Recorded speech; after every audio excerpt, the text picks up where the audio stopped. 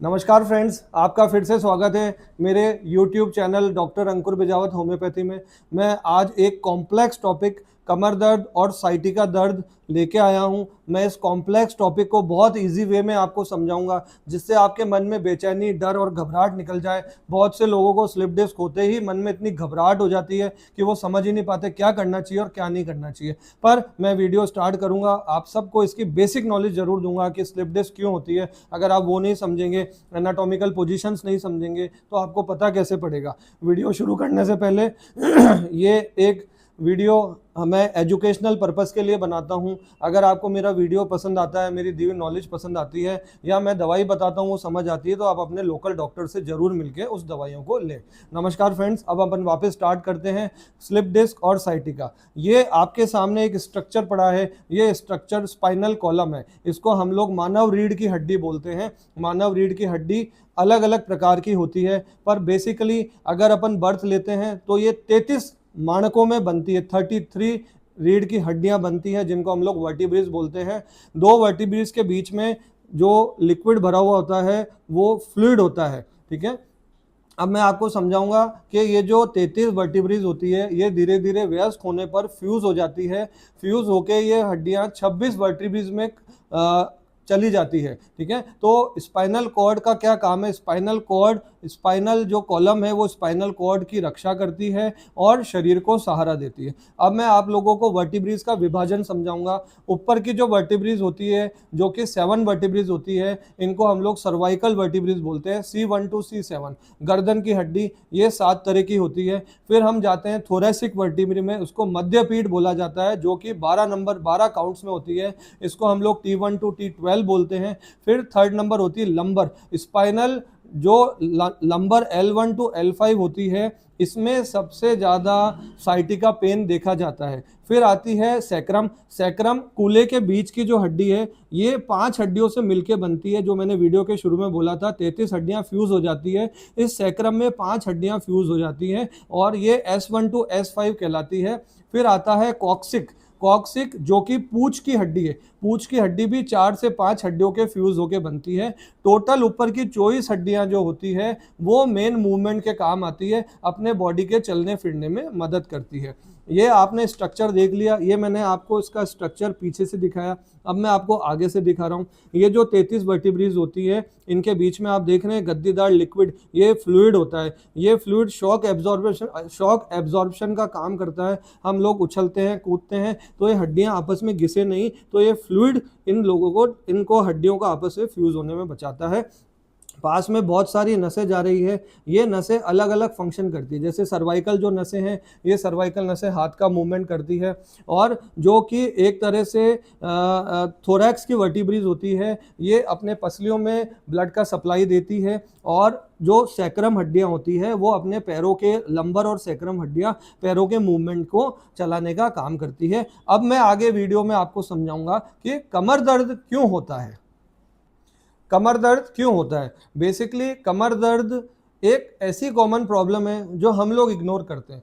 अनुमन कमर दर्द होने का कारण कई हो सकते हैं। फर्स्ट नंबर का कारण ये है कि आपकी डिस्क या तो खराब हो गई है, या आपकी डिस्क की हाइट कम हो गई है, या डिस्क की इलास्टिसिटी कम हो गई है। डिस्क जो कि मैं आपको बता रहा हूँ, ये वर्टिब्रेस के बीच में डिस्क बनी हुई होती है। ये डिस्क एज के साथ साथ धीरे धीरे कमज़ोर हो जाती है, वीक होने लग जाती है। तो इसके अंदर या तो किसी इंजुरी की वजह से या किसी चोट की वजह से हमें ऐसा महसूस होता है कि कमर में घर्षण हो रहा है, कमर में दर्द हो रहा है, कमर में खिंचाव हो रहा है। या फिर किसी कारणवश एक्सीडेंट की वजह से आपकी डिस्क हिल गई है। डिस्क हिलने की वजह से स्लिप डिस्क वाली बीमारी हो जाती है। जैसे कि आप ये देख रहे हैं, ये लाल लाल होना, मतलब ये जो आपकी डिस्क है, ये डिस्क हिल गई है और इसके अंदर का जो फ्लूइड है वो लीक होके बाहर आ गया है। इस बीमारी को साइटिका बीमारी बोलते हैं। इस बीमारी में पैरों में सुनपन और भारीपन होना स्टार्ट हो जाता है। सेकंड कारण होता है हड्डियों की कमजोरी हो जाना। ये जो वर्टिब्रेस हैं, ये उम्र के साथ साथ कमजोर हो जाती है, वीक हो जाती है, इनमें एजिंग होने लग जाती है, उसकी वजह से भी कमर दर्द होने लगता है। और थर्ड कारण है इनके एडजॉइनिंग मसल्स का वीक होना, यानी ये जो डिस्क है, डिस्क और वर्टिब्रिस के बीच में बहुत सारी मसल्स जाती हैं, ये मसल्स उम्र के साथ साथ कमज़ोर हो जाती है। मसल्स का काम स्पाइनल कॉर्ड को पकड़ के रखना होता है और ये लोग मसल्स डिस्क पे लोड नहीं आने देती है। तो अगर जब मसल्स कमज़ोर हो जाती है तो भी डिस्क पे लोड आना स्टार्ट हो जाता है और कमर दर्द होने लगता है। इसलिए अगर कोई यंग एज का पेशेंट हमारे पास आता है जिसको कमर दर्द हो रहा है, तो हम उसको फिजियोथेरेपी एडवाइस करते हैं कि आप फिजियोथेरेपी करिए। फिजियोथेरेपी करने से आपके मसल्स पे लोड कम होगा, सूजन कम होगी और आपको आराम हो जाएगा, आपको दवाइयों की भी जरूरत नहीं। और फोर्थ कारण होता है फेसिकुलर अर्थराइटिस, फेसिटल अर्थराइटिस। फेसिटल अर्थराइटिस का मतलब होता है स्पाइन के जोड़ खराब होगा, स्पाइन के जोड़, जो कि ये जो स्पाइन के जोड़ है, ये जोड़ अगर आपस में जुड़ नहीं पा रहे हैं या पकड़ नहीं कर पा रहे हैं तो वो फेसिटल अर्थराइटिस की बीमारी को बोला जाता है। अब मैं आपको आगे समझाऊंगा कि स्लिप डिस्क होने के क्या कारण हैं। अब मैं आपको समझाऊंगा स्लिप डिस्क क्या होती है। कमर के नीचे का जो भाग होता है उसके अंदर डिस्क जब रप्चर हो जाती है किसी भी लेवल पर, तो अब उसे स्लिप डिस्क बोला जाता है। नॉर्मल जो डिस्क होती है वो कि आप देख रहे हैं ये आपकी नसें हैं, नॉर्मल जो डिस्क होती है वो नसों से दूर रहती है, नसों से दूर रहने की वजह से वो दबती नहीं है।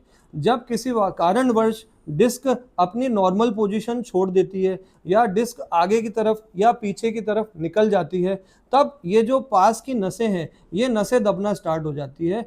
इस बीमारी को स्लिप डिस्क बोला जाता है। स्लिप डिस्क में नसें दबने लग जाती है। कितनी इंटेंसिटी पे दबती है, कितनी दबती है, उसकी हिसाब से ही पेशेंट को सिम्टम्स आते हैं। जैसे इसमें क्या क्या सिम्टम्स आते हैं जब नस दबने लग जाती है। इनिशियल नस दबने में पैरों में भारीपन और सुनपन नज़र आने लग जाता है। ऐसा लगता है कि पैर भारी भारी हो रहे हैं, उनको बार बार हिलाना पड़ता है, या पैर सुन्न हो रहे हैं, फिर अपन उठते हैं, मूवमेंट करते हैं, चलते हैं, वो वापस सही हो जाते हैं। या ऐसा लगता है कि अपने पैरों में कमजोरी आ गई। धीरे धीरे जब ये बीमारी बहुत ज़्यादा बढ़ जाती है तब ऐसा महसूस होता है कि मैं अपना यूरिन कंट्रोल नहीं कर पा रहा हूँ। सिंपल भाषा में स्लिप डिस्क को बोला जाता है कि जब डिस्क अपनी जगह से निकल गई है, जैसे कि मैंने आपको बताया, जैसे ये डिस्क है, ये डिस्क अगर अपनी जगह से निकल जाती है, लाल निशान दिख रहा है आपको, ये डिस्क रप्चर होके बाहर आ गई। अगर ये बाहर आई तो इसके पास में जो नसें हैं ये इनको कंप्रेस करने लगती है, दबाने लगती है, तब उस बीमारी को स्लिप डिस्क बोला जाता है। अब मैं आगे और इसके बारे में आपको समझाऊंगा। स्लिप डिस्क एक गद्दीदार छोटी डिस्क होती है जो कि दो वर्टिब्रल बॉडीज के बीच में होती है।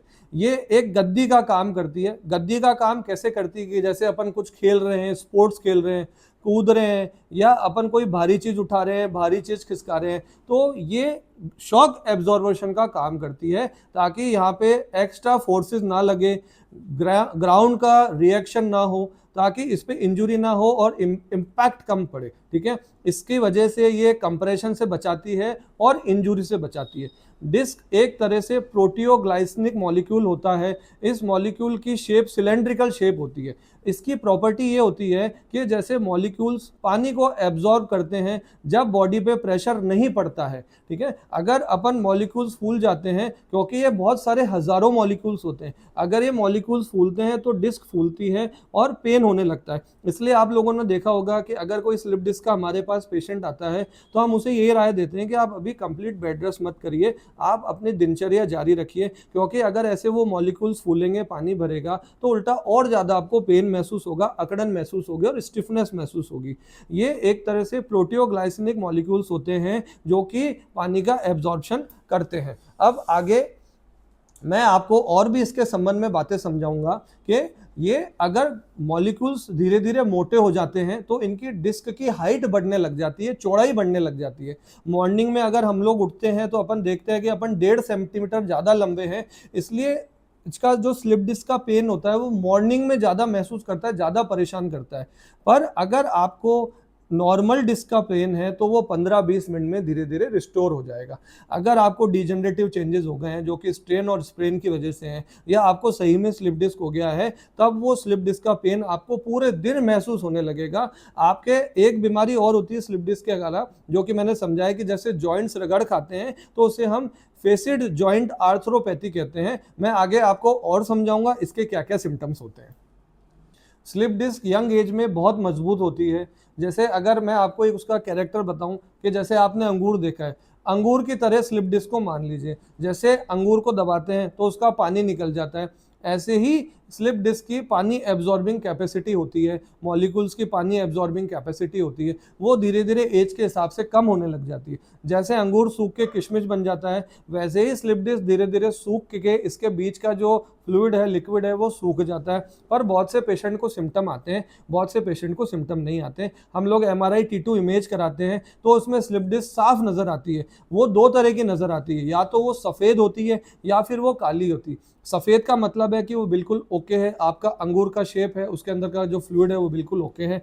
पर अगर वो काली दिखने लग जाती है, इसका मतलब वो सूख रही है, वो ड्राई हो रही है। डिस्क को ब्लड सप्लाई आउटर 1/3 पार्ट से मिलती है, ये उसी ब्लड सप्लाई से अपना काम चलाती है। डिस्क को न्यूट्रिशन वर्टिब्रेज की बॉडी के मूवमेंट और घर्षण से मिलता है, इनके बीच में ऑस्मोसिस होता है, इस ऑस्मोसिस में डिफ्यूजन होता है और इसकी वजह से इसको ब्लड सप्लाई मिलता है। ओनली 1/3 पोर्शन, शुरुआत के पोर्शन में इसको 100% सप्लाई मिलती है यंग एज में, फिर धीरे धीरे ओनली आउटर 1/3 पोर्शन से इसको सप्लाई मिलती है। ये सप्लाई से ही अपना काम चलाती है और अच्छी मजबूत रहती है। अब मैं आपको एक MRI इमेज दिखाऊंगा, उसमें मैं आपको समझाऊंगा कि डिस्क बाहर कैसे आती है।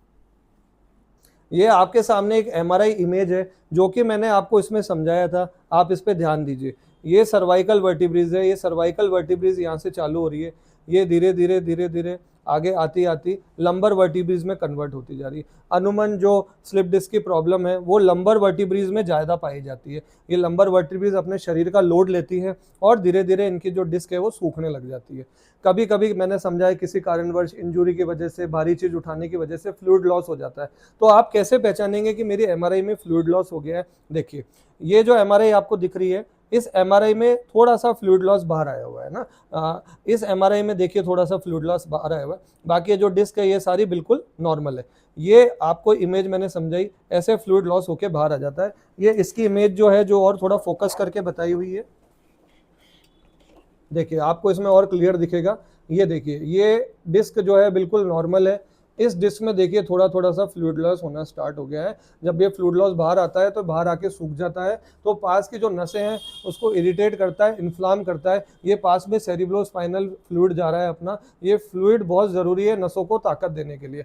ये कारण होता है कि किसी को साइटिका या डिस्क स्लिप होना स्टार्ट हो जाती है। ये चीज़ होम्योपैथिक दवाइयों से बहुत आसानी से, बहुत अच्छी तरह सूख जाती है। अब मैं आगे आपको स्लिप डिस्क संबंधित सिम्टम्स समझाऊंगा। अब मैं आपको सिम्टम समझाना चाहता हूं कि आपको डिस्क, अगर स्लिप डिस्क हो रही है तो आपको क्या क्या सिम्टम आएंगे। देखिए, सबसे पहले अगर आपकी डिस्क बल्ज होगी या डिस्क हर्निएशन होगा तो हम लोग आपकी कहेंगे कि आप इन्वेस्टिगेट करिए और MRI कराइए। MRI के अंदर नसों का प्रेशर, कंप्रेशन समझ में आता है और कौन सी वर्टिब्रेज आपकी इफेक्ट हुई है वो समझ में आता है, जैसे L4, L5, L5, S1 या L3, L4। इससे हमें डायग्नोस होता है कि आपको बीमारी कहाँ तक पहुँची है। पर इसमें सबसे पहले सिम्टम्स आता है कि पैरों में आपको हल्की सी झंझनाटी या सुनपन महसूस होने लगता है। ये बहुत हल्का हल्का होता है। धीरे धीरे समय के साथ आपको ऐसा लगता है कि डिस्क पे जब स्ट्रेस, कंप्रेशन बढ़ता जाता है तो पैरों में, नसों में खिंचाव भी बढ़ना स्टार्ट हो जाता है, या अगर किसी की लेयर क्रैक होने लग जाती है तो बहुत ही सीवियर उसको खिंचाव आना स्टार्ट हो जाता है। कंप्रेशन राइट साइड में भी होता है, लेफ्ट साइड में भी होता है। राइट साइड में होता है तो राइट साइडेड कंप्रेशन हो जाता है, लेफ्ट साइड होता है तो लेफ्ट साइडेड कंप्रेशन हो जाता है। कभी कभी ये बहुत ज़्यादा होता है तो बायलेटरल, राइट और लेफ्ट दोनों में ही होने लगता है, मतलब इसका मतलब दोनों में ही बल्ज होने लग गया। सुबह सुबह आप उठेंगे तो आपको कमर में स्टिफनेस लगेगी, आप बैठ के उठेंगे तो आपको कमर थोड़ी टेढ़ी करके उठना पड़ेगा, कमर में बहुत ज़्यादा खिंचाव होने लग जाएगा।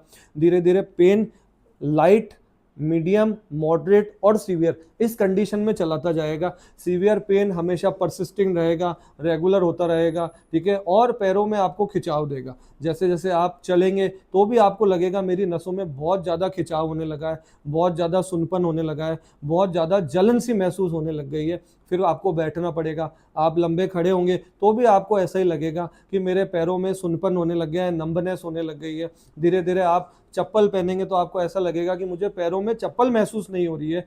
पेन होता होता धीरे धीरे या तो अंगूठे की तरफ या एड़ियों में भी खिसकने चालू हो जाएगा, चलने फिरने में आपको बहुत दिक्कत होगी और सीवियर केसेस में आपको ऐसा लगेगा कि आपका यूरिन कंट्रोल नहीं हो रहा है। फिर इन्वेस्टिगेशन के या ब्लड के माध्यम से पता पड़ता है कि आपका कंप्रेशन हो रहा है। फिर हमें इन चीज़ों का मैनेजमेंट करना पड़ता है। परहेज में हम पेशेंट को बताते हैं कि आपको ज़्यादा आगे नहीं झुकना है, नीचे से कोई भारी चीज़ नहीं उठानी है, कोई भी भारी चीज़ खिसकानी नहीं है। सीढ़ियाँ उतरना चढ़ना है तो आपको भारी चीज़ उठा के सीढ़ियाँ उतरना चढ़ना नहीं है। ज़्यादा खटाई नहीं खानी है, ज़्यादा खटाई खाने से सूजन बढ़ जाती है। कोई भी भारी चीज़ उठाने का काम नहीं करें, ज़्यादा रेस्ट नहीं करें, क्योंकि ज़्यादा रेस्ट करने से उल्टा और ज़्यादा कमर अकड़ना स्टार्ट हो जाती है। आप अपना हल्का हल्का मूवमेंट करते रहिए। लंबी ड्राइविंग आपको अवॉइड करनी है। बॉडी को हाइड्रेशन रखिए, खूब ज़्यादा पानी पीजिए। ज़्यादा पानी पीने से इनमें हार्डनेस कम हो जाती है और पेन कम हो जाता है। और पोजीशन का ध्यान रखिए, एक ही जगह टिक के ना बैठें, बार बार आप अपनी पोजीशन चेंज करते रहिए। नीचे ज़मीन पे ज़्यादा मत बैठिए, ज़्यादा ज़मीन पे बैठने से पैरों में खिंचाव आना स्टार्ट हो जाता है, कमर अकड़ने लग जाती है और आपको ऐसा महसूस होता है कि दर्द और ज़्यादा तेज झन्नाटी मारने लग गया है और आपको सपोर्ट देना पड़ेगा कमर को।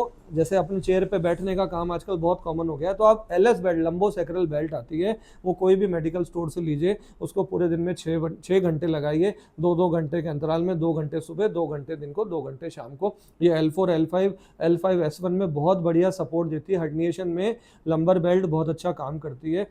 इसमें गर्म पानी का सेक बहुत आराम करता है। टॉवल को गर्म पानी में डालिए और गर्म पानी का सेक कमर में करिए। 10-10-15 मिनट आप गर्म पानी का सेक करके, टोपी आर्निका करके एक जेल स्प्रे आता है होम्योपैथी का, वो आप इस पे होम्योपैथिक स्प्रे लगाइए। आप मेरी बात मानिए, 80% केसेस मैनेजमेंट से और अच्छी होम्योपैथिक मेडिसिन से ठीक हो जाते हैं। आप लोग बिल्कुल भी मत घबराइए, घबराएंगे तो आपको अपनी बीमारी ज़्यादा लगेगी। आपको पता पड़ जाता है कि आप क्या चीज़ गलत कर रहे हैं, उस गलती को वापस ना दोहराएं। अगर आप बार बार उस गलती को दोहराएंगे, आप डॉक्टर से नहीं मिलेंगे, अच्छे होम्योपैथिक डॉक्टर को नहीं दिखाएंगे, तो हो सकता है कि आपकी बीमारी और बढ़ने लग जाएगी। तो आपको इन सब चीज़ों का विशेष ध्यान रखना है। अब आगे मैं आपको होम्योपैथिक ट्रीटमेंट बताना चाह रहा हूँ, क्या क्या तरह का होम्योपैथिक ट्रीटमेंट होता है। ये होम्योपैथिक ट्रीटमेंट मैं आपको नॉलेज के लिए समझा रहा हूँ। अगर आपको मेडिसिन समझ आती है तो अपने लोकल होम्योपैथिक डॉक्टर से कंसल्ट करके लीजिएगा। Arnica 1 ml, एकोनाइट 200, belladonna 200, bryonia 200, rhus tox 200, बैलिस्पर 1 ml, argentum nitricum 1 ml बहुत शानदार रिजल्ट देती है। राइट साइडेड कंप्रेशन है या लेफ्ट साइडेड कंप्रेशन है, नसों के खिंचाव में ये बहुत आराम देती है। इसके साथ साथ आप फिजियो भी ऑप्ट करिए। फिजियोथेरेपी करने से, रिहेबिलिटेशन करने से आप लोग जल्दी ठीक होने लग जाइए, जल्दी ठीक होने लगेंगे, जल्दी आराम मिलेगा। और ओवरऑल संक्षिप्त में, समराइजेशन में, आप ज़्यादा वेट ना उठाएं, आप अपनी बॉडी का एक्स्ट्रा वेट है उस वेट को कम करें। अगर आपकी सिटिंग का काम है, आप 9 से 9 बैठते हैं तो सिटिंग कम करिए। 1 घंटा बैठिए, 10 मिनट घूम लीजिए, फिर वापस बैठ जाइए। हल्की सी एक्सरसाइज करते रहिए ताकि ब्लड का सर्कुलेशन जारी रहे। बार बार पोजीशन चेंज करें, ठीक है। और तकलीफ अगर आपको होती है तो आप अपने कारण पकड़िए कि आपको किस कारण से तकलीफ हो रही है। बहुत से लोग पहलवान के पास चले जाते हैं, पहलवान नसें दबाने का काम करता है, पर उससे और ज़्यादा कॉम्प्लेक्सिटी बढ़ जाती है और तकलीफ बढ़ जाती है। मैं आपको बिल्कुल भी ये राय नहीं दूंगा। ठीक होने के लिए गलत तरीका बिल्कुल नहीं अपनाना है। अगर आपको डायबिटीज़ होती है, आपको डायबिटीज़ है तो आप डायबिटीज़ कंट्रोल करिए। आपका ड्राइव का काम है तो आप ड्राइव कम करिए और आप टेस्ट कराइए। ब्लड टेस्ट में अगर आपका विटामिन डी और B12 लेवल कम आता है तो उसको मेंटेन करिए। एंड में अच्छे होम्योपैथिक डॉक्टर को जाइए, एक्सरसाइज करिए, लाइफस्टाइल मैनेजमेंट करिए। ये साइटिका और स्लिप डिस्क की बीमारी 80% केसेस में ठीक हो जाती है। आप मेरी बात मानिए, मैं ओपीडी में इतने पेशेंट देखता हूँ, मैं उनको रेगुलर ट्रीटमेंट देता हूँ 1.5 साल तक और वो बिल्कुल ठीक हो जाते हैं। मैं खुद का होम्योपैथी का, वेरिकोस का, साइटिका का और स्लिप डिस्क का ट्रीटमेंट बनाता हूँ। अगर आपको इंटरेस्टेड है तो आप मुझे ईमेल करके ये ट्रीटमेंट मंगा सकते हैं। मैं ऑनलाइन कंसल्टेशन भी देता हूँ। अगर आपको मेरी मेहनत पसंद आई हो तो इस चैनल को लाइक, शेयर एंड सब्सक्राइब जरूर करिए। नमस्कार।